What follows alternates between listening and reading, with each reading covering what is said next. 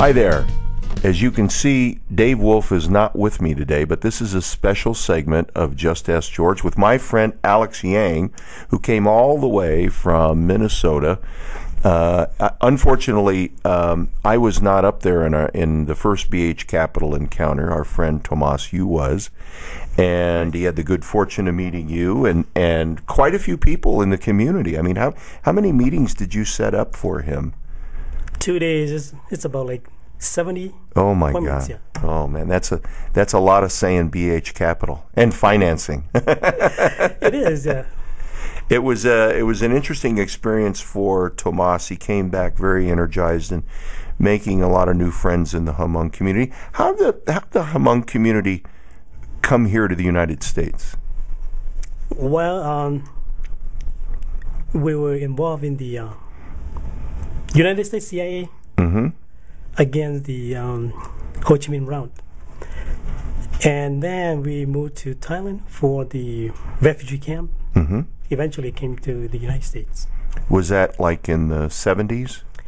1974. In 74 and beyond.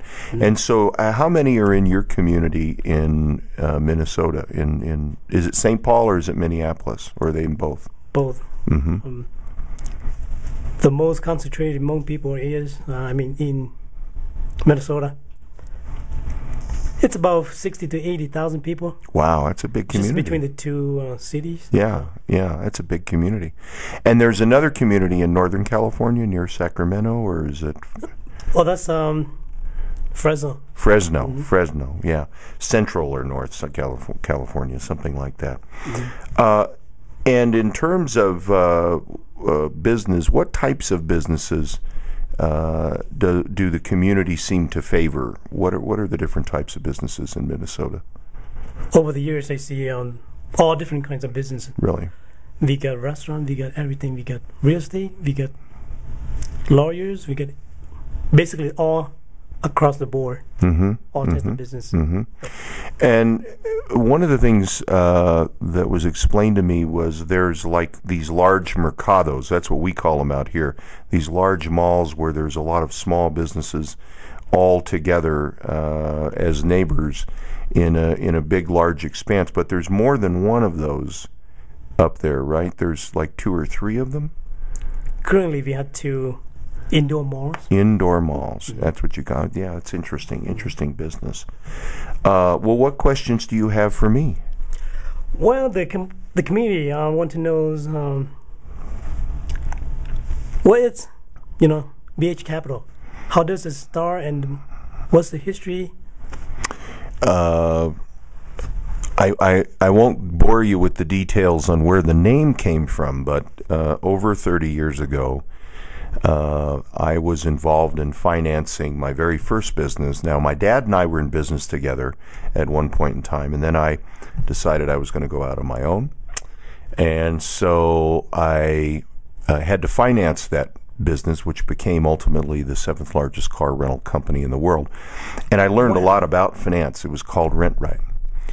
And I learned a lot about finance, and people found out that I had financed a very difficult business. I mean, this wasn't an easy business to finance.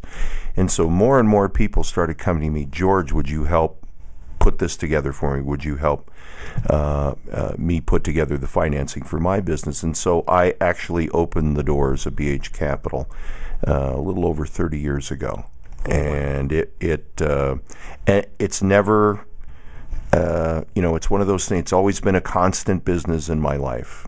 Even though I've gone off and done other things, BH Capital has always remained a stable, ongoing business enterprise. And we have financed billions of dollars, been involved in billions of dollars of transactions over 30 years. Wow. And it's I get the good fortune of getting to work with all different types of businesses. I'm kind of a meat and potatoes guy.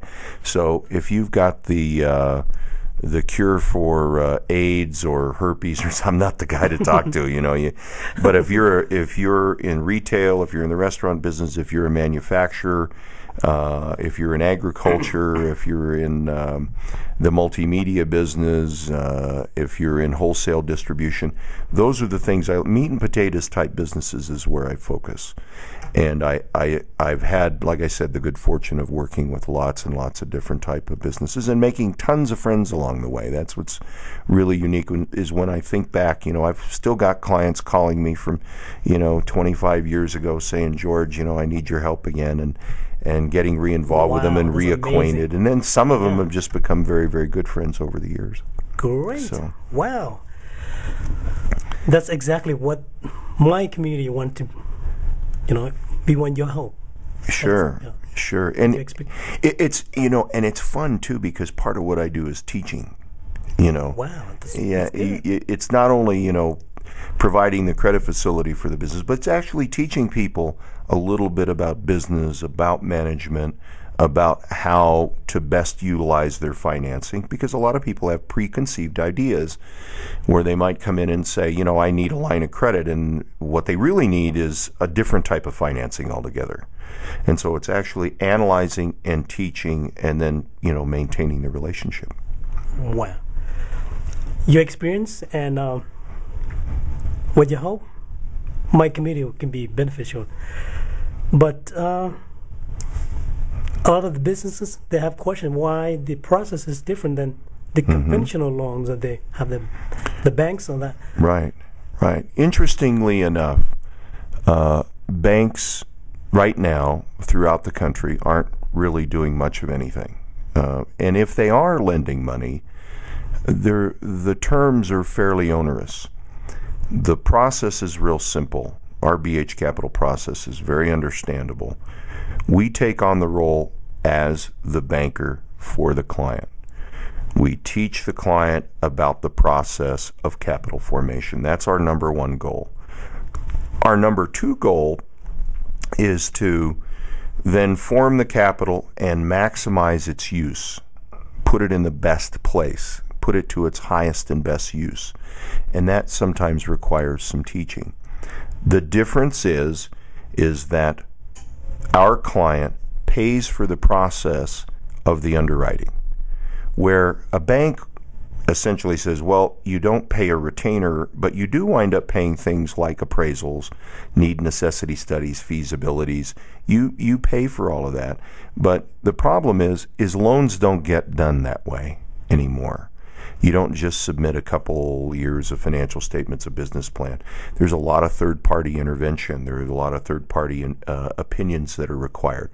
Blueprints, budgets, forecasts, appraisals, need necessity studies, feasibilities. Those are all costs today to form capital.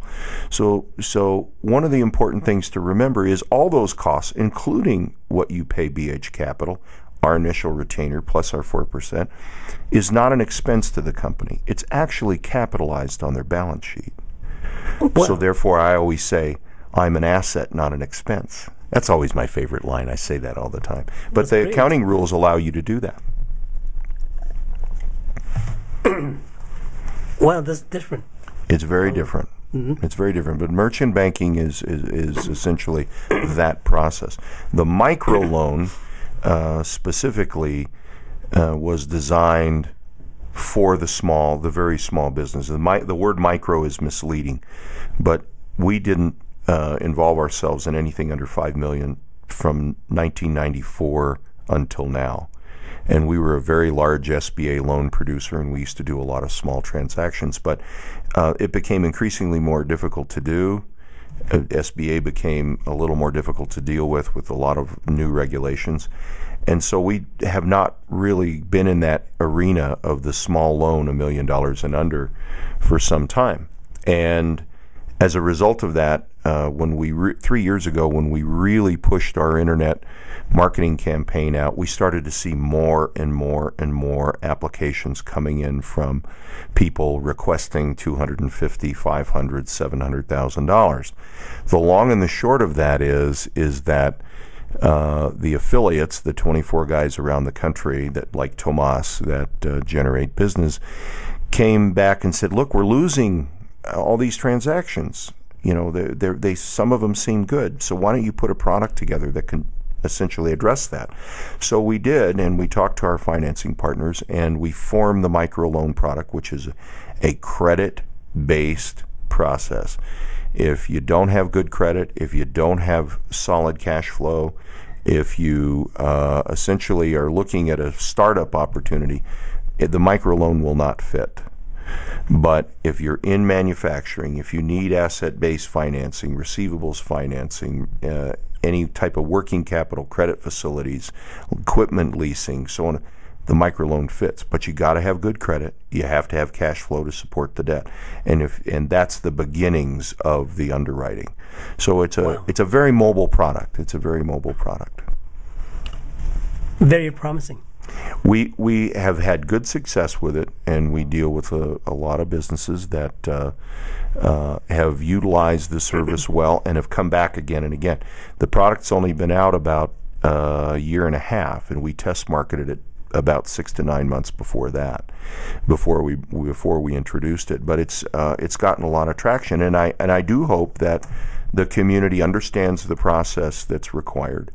And we've created a special video for the community, and which I'm kind of proud of. We're multicultural at BH Capital now, so yeah. And I'm glad you came on the show today, so we could talk a little bit more and get this message out to more of your friends in Minnesota and hopefully in California as well. Great. All right, folks, listen, we're going to wrap this show up, this special edition of Just Ask George today. My special guest, Alex Yang. We appreciate you coming all the way in from Minnesota and being on the show today. And we will see you again very soon on Just Ask George. Bye-bye.